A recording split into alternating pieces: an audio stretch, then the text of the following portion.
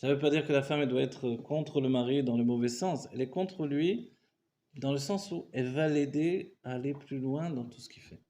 Elle va lui permettre d'atteindre son niveau. Elle va savoir quand est-ce qu'il va falloir être avec lui parce qu'elle va ressentir que là, il dévoile son âme. Là, il est véritable. Mais nous-mêmes aussi, quand il est dit, quand on achète Thomas Sarashma Bekola, certains ont dit alors il faut écouter tout ce que dit la femme. Mais non, Shma Bekola, c'est-à-dire écoute sa voix. C'est quand c'est sa voix en fait. C'est-à-dire quand c'est la voix de la radio, de la télé, de la voisine, tu vas écouter sa voix. Parce qu'il y a des fois, on dit le dernier qui a parlé, il a raison. Alors tu vas être comme une girouette qui va tout le monde tourner sans arrêt parce que la femme a dit un jour ça, un jour ça. Non, on parle de sa voix profonde. Quand tu sens qu'elle te dit quelque chose vraiment qui la prend comme ça. Son désir. Vous savez, quand la femme vous dit un truc, c'est au bord des larmes ou que c'est le tremblement comme ça que vous sentez que. Elles sont fortes pour ça. Alors là, vous savez que c'est vrai. Et là, vous l'écoutez. Oui, et là, vous l'écoutez parce que vous savez que vous avez plus chaud. Et ça, c'est écoute sa voix. Vous voyez? Mais pas tout le temps et pas. Parce que sinon, on va dire alors les sages, ils ont dit de ne pas parler avec ta femme. Comment j'écoute sa voix si je ne parle pas avec elle? Ouais. En fait, vous vous rappelez, les sages ont dit dans les Pirkei Avot, voilà. Il ne faut pas être marbé sicha et maïcha avec sa propre femme en plus, on dit. Non seulement les autres femmes, évidemment, avec sa propre femme. Alors on va dire alors quoi? Comment j'écoute sa voix si je ne parle pas avec elle? Il faut savoir, oui. En fait, le secret, c'est ça, c'est que, non, c'est vrai que des dibourim, n'importe quoi, parler comme les femmes, entre hommes et femmes, ça porte l'homme vers la perte, quoi, il chute.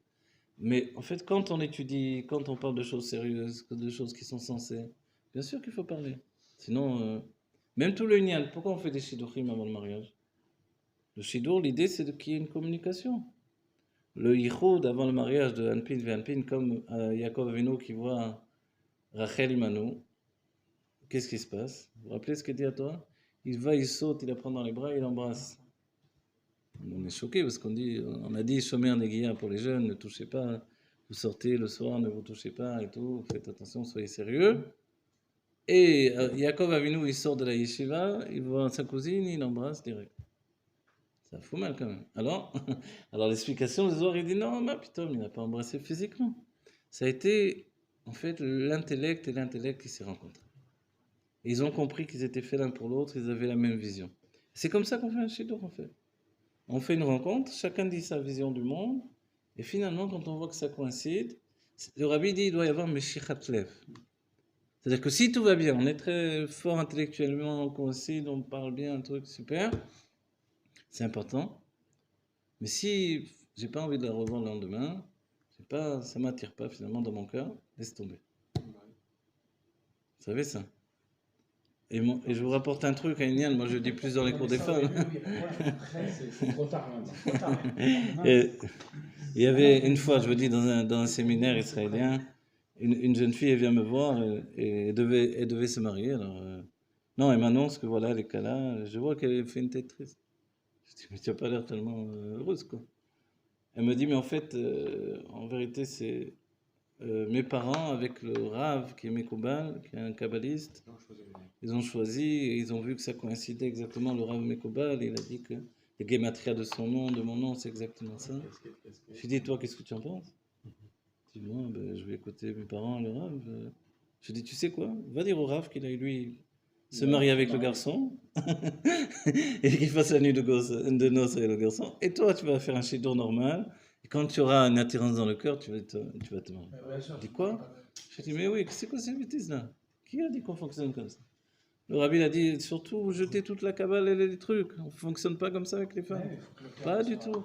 Alors on fait des trucs comme ça, l'autre il t'a dit, tu vas être malheureux toute ta vie parce que le rabbi t'a dit, c'est ton zivou gamiti, machin truc. Ton âme sœur. Qui a dit ces trucs-là? Oui, Rabbi a dit, on gèle les gématriotes, on gèle les secrets. On ne fait pas ça. Ras shalom de rentrer là.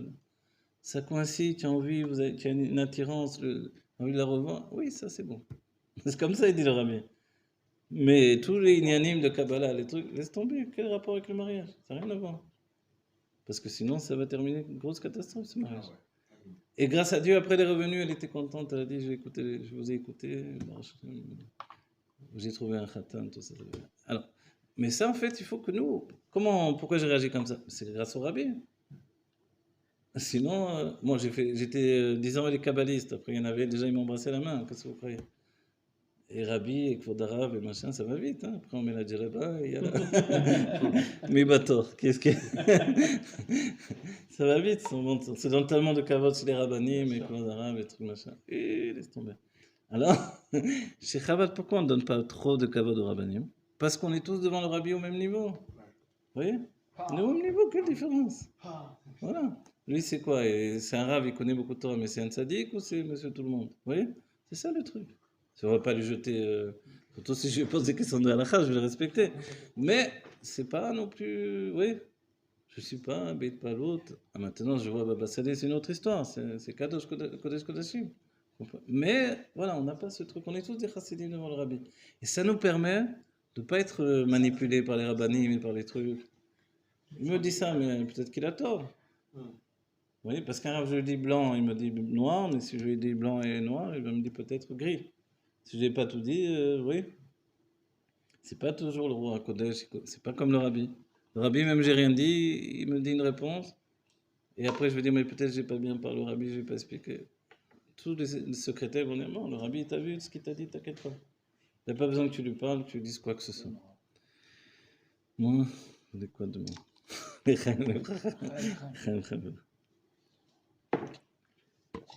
Alors voilà. Maintenant, on va mettre en avant un autre truc. Regardez, il y a dans le secret des âmes ce qui s'appelle le zivug amiti, le zivug sheno amiti. Okay? J'ai écrit même un livre sur ces trucs-là. Si vous lisez mes livres, vous aurez des secrets de ce genre-là. Alors, zivug amiti, vous connaissez ces inyanim-là? Voilà, zivug amiti, ça veut dire... Hein? Ouais. Tu veux qu'on fasse une pause? Une pause. Allez. Voilà. Il y a le sujet de ce qui s'appelle les âmes sœurs. Donc, les âmes sœurs, est-ce qu'on se marie? Donc, je vais dire en hébreu parce que ça me fait bizarre en français, les âmes sœurs. Mais on dit en hébreu zivug amiti ou zivug sheno amiti. Il y a un couple qui est véritable et un couple qui n'est pas véritable. Qu'est-ce que ça veut dire en définitive? Véritable, c'est-à-dire que c'est une même âme qui est séparée en deux. C'est pas exactement moitié-moitié, le Rabbi Rachab en parle. Il dit en fait c'est 3 quarts, 1 quart. La femme c'est 1 quart et le mari c'est 3 quarts. L'homme il donne tout le roi, c'est-à-dire Chesed, Vorah, Tiferet, Netzar, Od, Yesod, c'est les forces de l'âme. Dès la première union avec sa femme, le Zohar dira Rocha Sheshavik la Baala, il va faire rentrer par sa semence son âme dans la femme. Dès ce moment-là, il y a un réservoir d'âme qui rentre dans la femme et qui ne bouge plus. Il va rester. Et avec ça, la femme elle reçoit l'âme de son mari en elle. Vous voyez? Et c'est pas simplement qu'elle reçoit les sentiments de son mari. Le secret, c'est que petit à petit va se dévoiler la source des sentiments. Elle va accéder à son inconscient. Donc finalement, elle va découvrir de lui des choses que il va pas lui dire, qu'elle saura elle d'elle-même.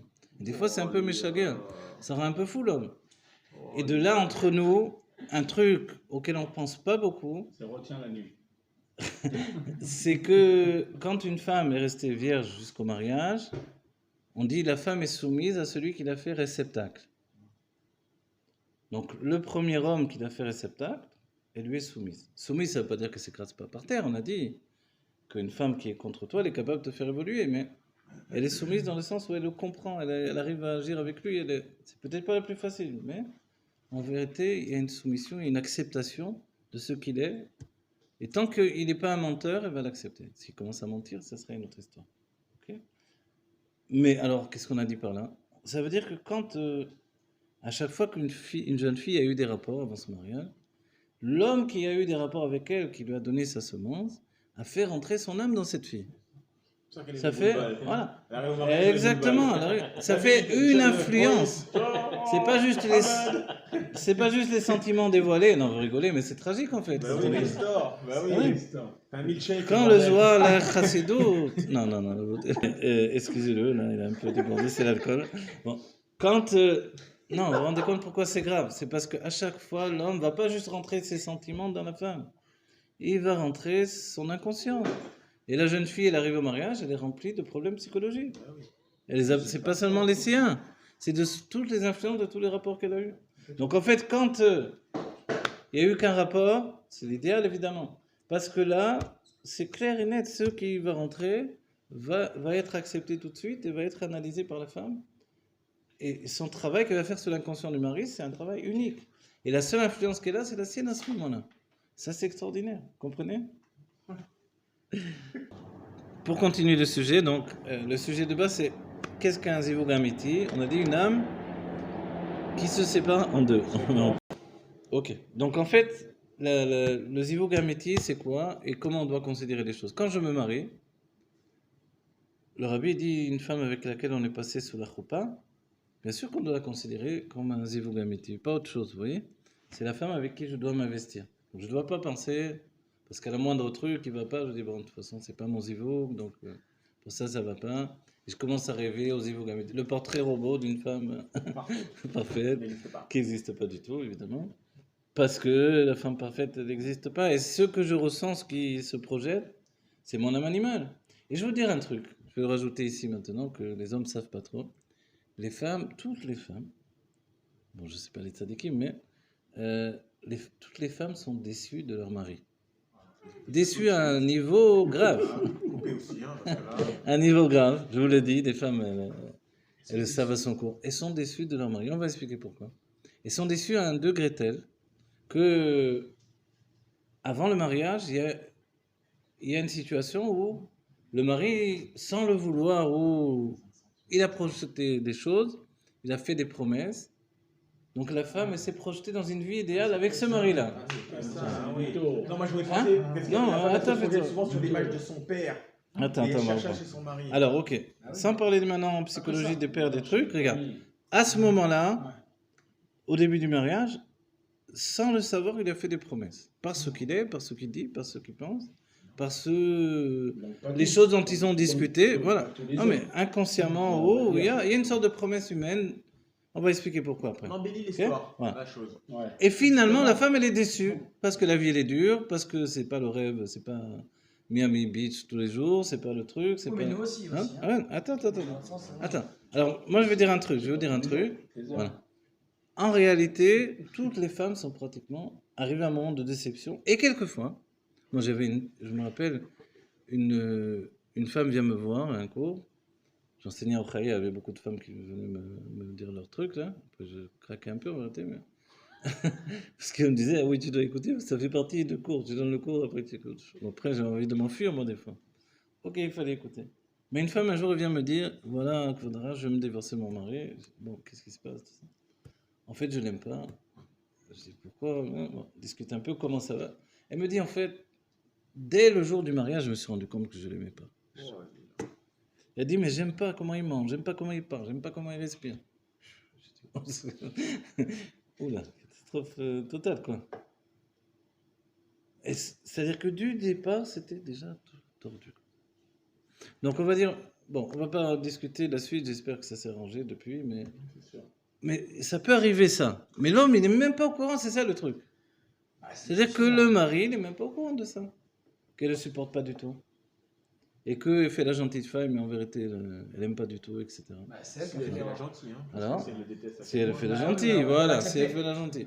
Mais qu'est-ce qui se passe assez souvent? Tout ça, c'est basé sur l'âme animale. L'âme animale, au moment de la rencontre, avant le mariage, etc., elle projette une image idéale. L'homme, c'est le chevalier servant, donc il va m'enlever sur le cheval blanc, il est merveilleux, il va me faire une vie de cinéma, Hollywood. Finalement, pas du tout, quoi. Il m'avait promis qu'il serait, je sais pas quoi, voilà. Finalement, il ne réussit pas tellement dans la vie, il est au chômage, ça va pas trop bien. On a le strict minimum, surtout en Israël, c'est pas terrible. Alors, quoi, il m'a déçu. Finalement, vous savez comment on dit? On dit pour David Ameller, Al-Kiso Leishev Zar. Vous vous rappelez? Sur sa chaise va pas s'asseoir un étranger. Elle a l'impression que c'est un étranger qui s'est assis à la place de son mari. Carrément. Usurpateur. Et ça, les femmes ne vous le diront pas toutes. Mais en vérité, la plupart des femmes, elles passent pour ça. On va dire alors pourquoi elles passent pour ça? Elles passent par ce stade-là. Parce qu'en fait, Dieu le fait exprès. Pour le dire, tu t'es marié avec lui pour ton âme animale, en fait. Mais l'âme animale, elle aime, parce qu'elle aime recevoir en retour. Elle aime avec intérêt. Mais si tu n'es pas capable de l'aimer pour ce qu'il est réellement, alors le mariage, c'est sûr que c'est fichu. Mais le seul moyen que tu as, c'est de l'aimer avec ton âme divine. Donc en fait, la femme, elle a un nisayon. Il faut leur expliquer parce qu'ils sont peut-être pas au courant. Que le nisayon, l'épreuve, c'est que malgré ça, elle va l'aimer. Elle le trouve faible alors qu'elle pensait qu'il était fort. Il est faible. Mais vice-versa aussi pour l'homme alors. Non, alors je vais t'expliquer après. Pour l'homme, c'est différent. L'homme, il n'a pas cette sensation que la femme, elle a trahi. C'est très rare les hommes qui ressentent ce truc-là. Parce qu'ils n'attendent pas de la femme, je sais pas quoi. Mais la femme, elle attend. Non, pas moi, grâce à Dieu. Bon, chez moi, grâce à Dieu. Ah, d'accord, d'accord. Non, d'accord, d'accord. La femme, elle attend de l'homme ce qu'elle a pensé qu'il lui avait promis au début. Mais en fait, c'était pas le même homme. Elle s'est pas mariée avec ce mari-là. Elle s'est mariée avec une image qu'elle a projetée de lui. Il se peut que lui, il ait fait la même chose. Mais finalement, il va découvrir en elle des choses qu'il arrange et qu'il aime et que. Mais elle est déçue parce que c'était pas du tout ça. Elle s'est ce que- serrée. Ah, non, bien. Et l'homme, ça peut être physique. Voilà. L'homme, Et c'est en physique. réalité, donc il faut qu'elle accepte cette déception et qu'elle apprenne à l'aimer tel qu'il est. Et alors va se dévoiler un amour de l'âme divine. Sans se forcer. Voilà. sans- L'amour de l'âme divine va commencer. C'est pour ça que le rabbi dit, les goïms ils disent que on se marie parce qu'on s'aime. Non, comment c'est on vit ensemble parce qu'on s'aime. Voilà, on vit ensemble parce qu'on s'aime. Le rabbi dit, chez nous c'est différent. On s'aime parce qu'on vit ensemble. Mais a priori, plus on vit ensemble, on se supporte. En fait, non, c'est pas vrai. En fait, ça passe par le stade où la femme elle doit accepter son mari comme il est, avec ses faiblesses, avec cette déception qu'elle apporte. Attends, Mais sans voilà. se forcer, Et- Nachman, parce qu'on a tous des filles. on Voilà. va se Mais forcer. parce qu'en fait, elle va apprendre que son amour chez nous, Taloui Bedavar, un amour qui n'est pas tenu dans une chose, c'est un amour de l'âme divine. Elle doit dévoiler un amour de l'âme divine, et c'est comme ça que le couple, Zacho, Shrina Benem. La Shrina va se retrouver entre eux, parce qu'il y a un amour de l'âme divine, sinon ça ne marche pas. L'âme animale, elle fonctionne avec l'intérêt, quoi. Et je vais vous dire un truc, l'amour qu'on a pour les enfants, c'est naturel. Vous savez pourquoi? Parce que l'enfant, il vient de notre chair. C'est fou. L'homme, il vient de son cerveau, la femme vient de son ventre. Donc, l'amour, il est naturel, quoi. Le père, il pense pas, je veux plus voir mes enfants, quoi. Même si c'est disputé, on dit, Dachasetout a dit, il a toujours des gagouilles, mais il se languit toujours de ses enfants. Elle mal ça. Mais l'amour dans le couple, c'est pas du tout l'amour du corps. Ça vient pas naturellement, c'est un amour des âmes. Alors, comme l'âme divine, on la voit pas, on l'entend pas, on sait pas qu'elle est là. Si on travaille pas pour la dévoiler, en réalité, elle va jamais se dévoiler. On peut vivre 100 ans, 120 ans sans dévoiler son âme divine. En quoi ça dérange? Du moment qu'on gagne bien sa vie, on a de quoi manger, on dort bien. Voilà. Vous voyez? Alors non, la même chose le couple. Comme c'est un amour de l'âme en réalité, si on ne fait pas un travail un seul jour, déjà ça dégringole. Un seul jour, on n'est pas un peu gentil avec sa femme, on ne lui fait pas un mot doux, on n'est pas un peu truc, parce qu'on est occupé, parce qu'on n'a pas les nerfs, parce que je sais pas quoi.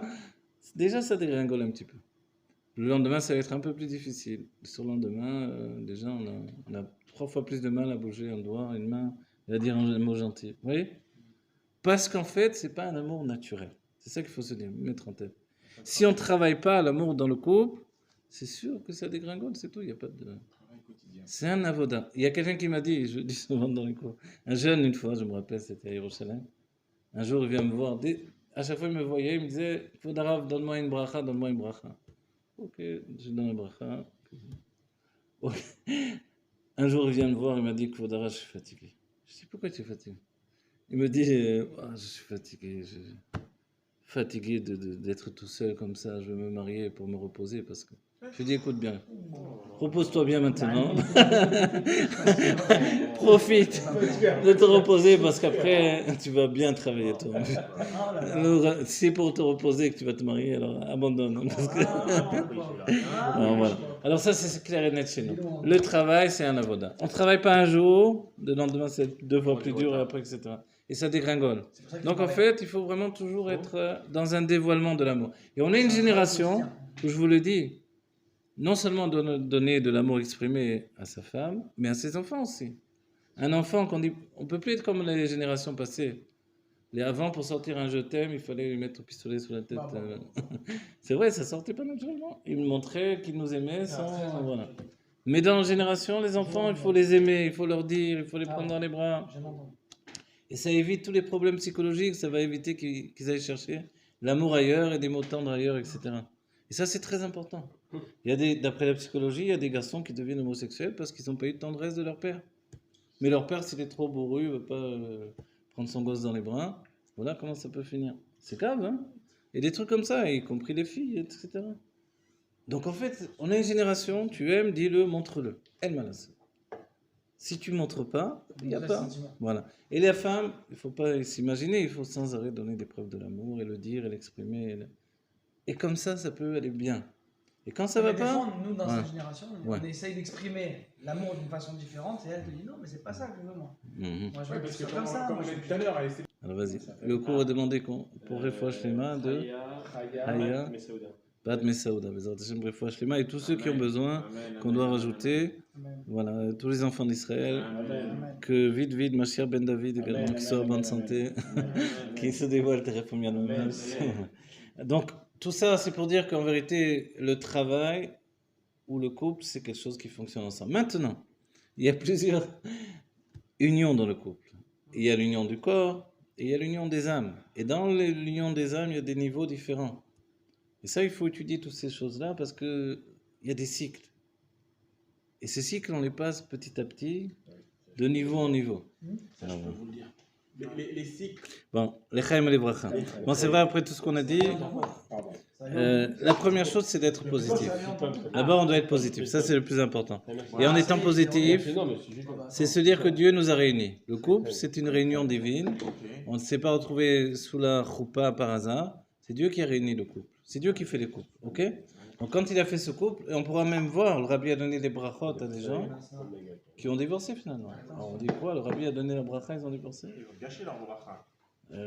Peut-être tu peux l'entendre comme ça, mais peut-être que le temps où ils étaient mariés, c'était très important pour eux. Et que c'était essentiel pour leur vie. Ok? Maintenant, évidemment, on ne parle pas de se marier pour divorcer, mais il y a une image comme ça, c'est que quand un homme se marie, il divorce des autres femmes du monde. Une femme qui se marie, elle est Mekou d'échelle, c'est quoi? Elle est réservée pour ce mari-là uniquement. Tu vois? Et en fait, toute l'idée du mariage, c'est pas ni se reposer, ni travailler comme un fou, c'est trouver un intérêt à travailler en commun. Donc le couple, c'est deux êtres. Et là, je rajoute un autre élément. On ne se marie pas pour régler ses problèmes. C'est faux, ça. Parce que si on avait des problèmes avant le mariage, maintenant, 2 fois plus de problèmes puisqu'on est deux. Il va y avoir des enfants, 3 fois, 4 fois, des tas de problèmes qui vont naître qu'on ne connaissait pas. Pour être équilibré. Voilà. Il faut que En fait, chacun soit voilà, équilibré. exactement. De la même manière, on ne va pas se marier pour rechercher son bonheur exclusif. On doit vouloir que l'autre s'épanouisse et moi je m'épanouis également. C'est ça le secret. D'accord? C'est-à-dire tu te maries pour que ta femme s'épanouisse et que toi tu t'épanouis aussi. Parce que c'est l'épanouissement, Voilà. trouver une satisfaction d'avoir épanoui. Voilà. Et en fait, les deux personnes ne sacrifient à personne parce que personne ne doit rien à personne. Ça, c'est très important. C'est-à-dire que l'autre, il ne me doit rien, je ne lui dois rien. On fonctionne comme ça. Si on fonctionne dans cet état d'esprit-là, ce qu'on fait l'un pour l'autre, c'est du chesed chinam, c'est gratuit. C'est très important. Oui, c'est très important. C'est-à-dire la femme ne me doit pas plus que je lui dois. Très important. Je ne vais pas la rendre malheureuse pour être heureux, ou je ne vais pas être malheureux pour qu'elle soit heureuse. Non. Il y a On est une beaucoup de- génération. Il y a beaucoup de femmes Ouais. qui disent Hmm. c'est normal que tu fasses ça, je suis ta femme. D'un certain point de vue, oui, mais il faut comprendre Non, jusqu'au il y a bout beaucoup de comment femmes ça qui te fonctionne. disent, tu dis mais attends, je fais ça, je fais ça. C'est normal. Ah ouais. Je suis ta femme. C'est normal. Non, il n'y a rien de normal. La prochaine fois, regardez, on ne va pas parler cette fois, ce serait trop long, mais la prochaine fois, on parlera des cycles et des unions du mariage, des unions successives. Vous allez comprendre mieux tout ce sujet-là. En attendant, on peut donner des notions plus générales. C'est que, en réalité, d'abord, on doit dire que quand on va se marier, quand on va avoir des enfants, l'un et l'autre, on doit trouver notre bonheur personnel. Pas juste le bonheur ensemble, ça c'est se tromper tous les deux, parce qu'un homme et une femme, il n'y a pas plus étranger dans le système et dans le bonheur. On est trop différents pour se dire qu'on va trouver le bonheur ensemble. Non, on va être heureux ensemble, ok, mais en fait on a toujours un bonheur différent l'un de l'autre parce qu'on est fait différemment. Un homme ne peut pas, je ne sais pas, des tas de choses que la femme fait du matin au soir, que l'homme ne peut pas faire. Il n'a pas envie, ça ne l'intéresse pas, etc. Et la femme, elle ne peut pas vivre, rentrer dans la tête d'un homme. Et quand on écoute notre femme qui nous raconte des trucs qui peut-être n'intéressent pas les hommes du tout, c'est parce que l'homme et la femme sont différents. Et des fois, il faut dire aussi, l'homme, il ne comprend même pas un mot de ce que sa femme lui dit. Ça prend du temps d'arriver à faire coïncider les deux systèmes pour qu'on arrive à se parler normalement.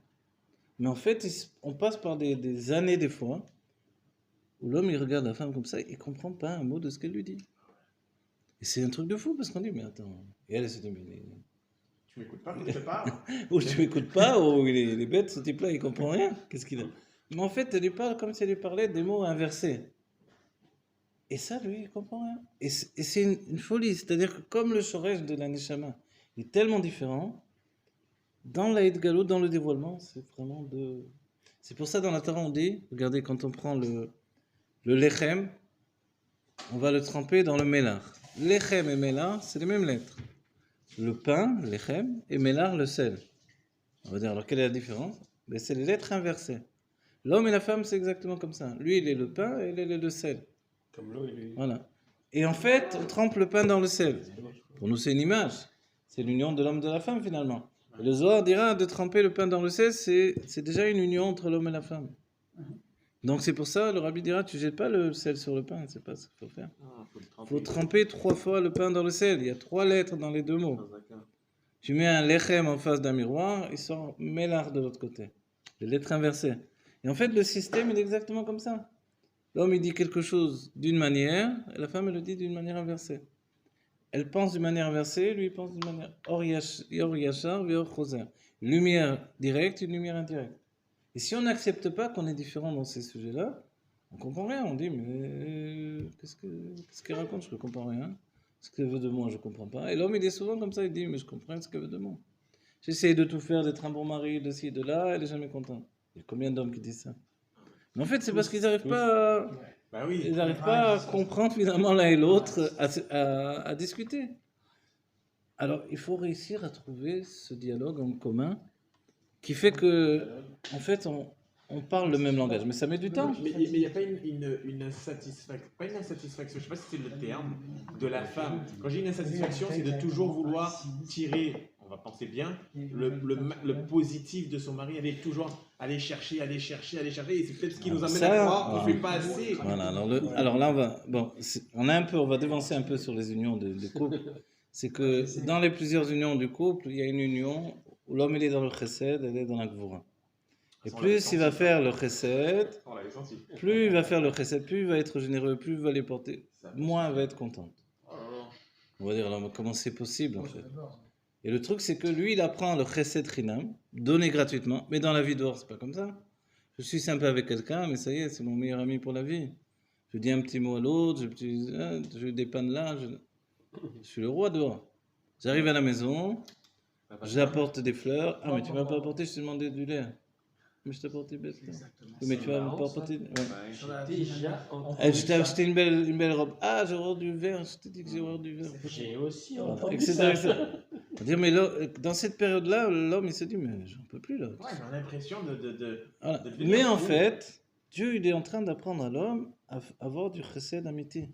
Un chesed amiti, une générosité vraie, c'est que j'attends rien en retour. Et elle va lui montrer qu'elle va lui-même tirer la figure. Non, en fait, oui. Non, c'est pas vrai. Tu veux un merci, merci. Oui, comme quand elle te fait un bon plat.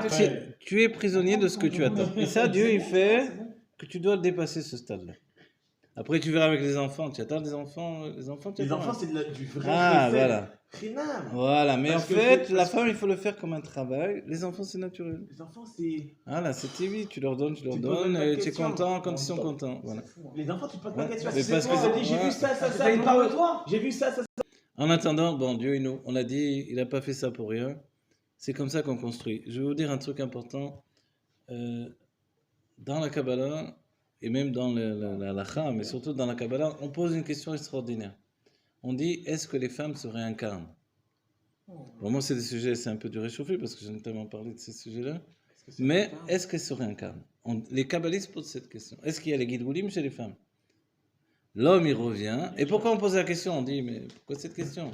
Il y a des sages qui ont dit, ils ont sauté. Vous allez, mais pourquoi on pose cette question sur les femmes? Évidemment que oui. Non, il y a une vraie question. Pourquoi? Parce qu'en réalité, on verra dans les Chod Talmud Torah de l'Admor HaZaken, il nous dit que on revient en Gilgul, on se réincarne, pour étudier toute la Torah et faire toutes les mitzvot. Okay. Mais la femme, elle n'est pas obligée de faire toutes les mitzvot. Personne ne lui a demandé d'étudier toute la Torah. Donc, alors pourquoi elle revient d'une vie à l'autre? Pourquoi elle reviendrait d'une vie à l'autre? Voilà, alors elle se pose la question. Et finalement, à droite, à gauche, on comprend que oui, elles reviennent finalement. Et lui arrive à donner une réponse. D'entre autres, il dit qu'elle revient pour son mari. Elle n'est pas obligée, mais elle revient pour lui. Et là, pour nous, c'est une dette qu'on a envers la femme incroyable. La femme, elle vient pas pour elle-même, pour se sacrifie. Elle se sacrifie et c'est la galère dans laquelle elle va rentrer.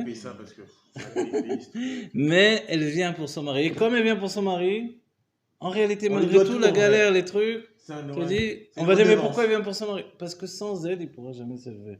C'est pas les copains les plus sympas du monde qui vont lui permettre de s'élever. C'est pas vrai. Il va rester toujours dans son système. Il va séduire tout le monde, il va être sababa et tout machin, mais il va pas bouger d'un pouce. C'est grâce à elle qu'il va faire. Et elle sait la galère dans laquelle elle va rentrer. Elle est pas dingue. Mais elle est prête pour lui à revenir d'une vie à l'autre. Et ça, c'est la raison incroyable. C'est beau, mais bon, une fois qu'elle est là, elle va se calmer. Toi, tu as oublié en tout temps, tu sais pas. Non, grâce à Dieu, non. Allez, les Chaim ont dit le mot de la fin. On étudiera beaucoup plus. Il y a des cycles que Dieu a fixés. Je les ai appris avec le Rav Gisbo, ces choses-là, c'est important. Parce qu'on n'est pas toujours pareil dans les mêmes périodes. Quoi qu'il en soit, on fait de notre mieux, on grandit, on devient jamais que ce que l'on doit être. D'accord ? Le pire serait qu'on passe une vie à devenir quelqu'un d'autre. Donc on doit travailler pour être soi-même. Et c'est ça le couple aussi, que l'un et l'autre, on s'épanouisse ensemble vers un bonheur qui est commun en fait. Donc on ne peut pas dire moi je vais m'élever et elle va rester à la maison comme un truc. Non, la femme elle a besoin, dans nos générations, elle a besoin d'avoir des amis, de sortir, de trucs. Ok, c'est différent d'avant, c'est vrai, mais c'est comme ça aussi. Le Rabbi a donné beaucoup de shlichuyot aux femmes, beaucoup de responsabilités, et même le Rabbi a dit souvent que quand ça va mal, c'est la femme qui doit travailler pour sauver le couple et pour faire que ça aille bien. Une des raisons qu'on a données, c'est parce qu'elle peut avoir des images fausses du couple et de la vie, etc. Donc en fait, on doit arriver au bout de ce que l'on est en commun, mais il y a un truc qui est important, c'est qu'il ne faut pas attendre effectivement de se retrouver le lendemain où les enfants sont partis de la maison, et là on n'ose même pas se regarder parce qu'on est gêné, truc machin. Comme quand on est dans un ascenseur avec quelqu'un, on est gêné, on ne sait pas quoi dire, bonjour, truc machin. Alors, pareil.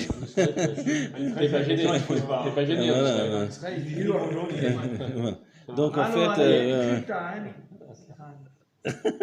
donc voilà, il est évident déjà à s'habituer. Et tous les rabbinim aujourd'hui, ils disent de sortir avec sa femme au moins une fois par semaine, si on peut, au moins une fois par mois, comme on peut, mais pas rester à être des étrangers et communiquer. Voilà. L'Echaim Librachat, qu'on ait le bonheur, voilà, qu'on prenne en compte le bonheur de notre génération. Il y a un truc qui n'existait pas dans la génération passée. Avant, on ne se battait pas pour son bonheur. Quand on était malheureux, des fois, ça avait une grande valeur. Aujourd'hui, non. Tu vois. On est malheureux, on est malheureux, c'est pas bien. Personne ne veut être à du mérite parce qu'il est malheureux. Aujourd'hui, tout le monde réclame son bonheur. Et c'est parce qu'on a la génération de la Géoula. Donc on veut tous être heureux et on doit y arriver, Bezrat Hashem. Chaim Libracha, que du bonheur, qu'on ait la Géoula, Amitiv Hashlema, Teref Miyam Mamash.